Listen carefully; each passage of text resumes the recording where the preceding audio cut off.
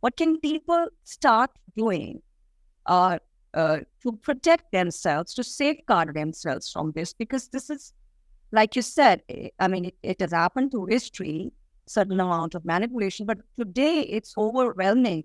And there are every tool is aiding this. Every new advancement Yeah. in this. Yeah. Well, the one thing you can do is get immunity. You can get a certain level of immunity against these techniques. If you know what they are and you can spot them, then you're better able to resist them. It's not perfect. It doesn't always work. It's a bit like an optical illusion. Even if you know it's an optical illusion, you can't unsee it.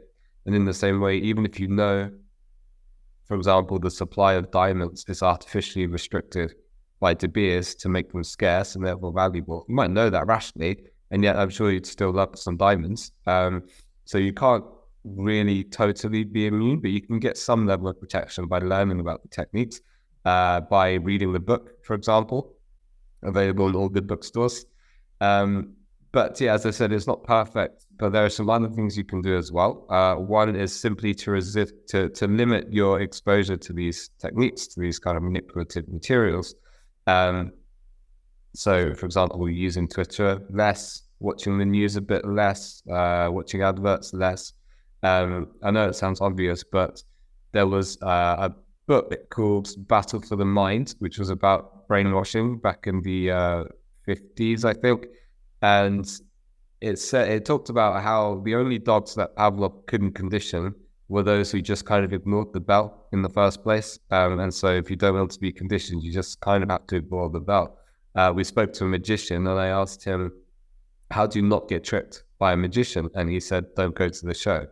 So just kind of cut down your exposure a bit. I mean, no one's expecting anyone to stop watching TV completely. It's a very big ask, but just reduce your exposure and be more mindfully exposed. So images, especially video, are more attention grabbing, more emotional, more comprehensible, more memorable, more persuasive, etc., etc. It's called the picture superiority effect. So we've had eyes for a lot longer than we've had language, and therefore images just influence us more readily. They have what's called pre-attentive effects. So an image influences us before we're even consciously aware of what we're looking at. Text, on the other hand, is slower. It engages a slower thinking style. It gives your brain room to breathe. You could stop and think about what you're reading and digest it and incorporate it into your previous experiences and memories. One study found that people who got their news from newspapers had more stable political or more stable beliefs over time than people who got their news from the TV, because the TV is more of a superficial kind of shallow, one thing to the next, bam, bam, bam, very quick start. So that chapter is called Get It in Writing, and it's about the importance of reading your information rather than just having it via image or especially video.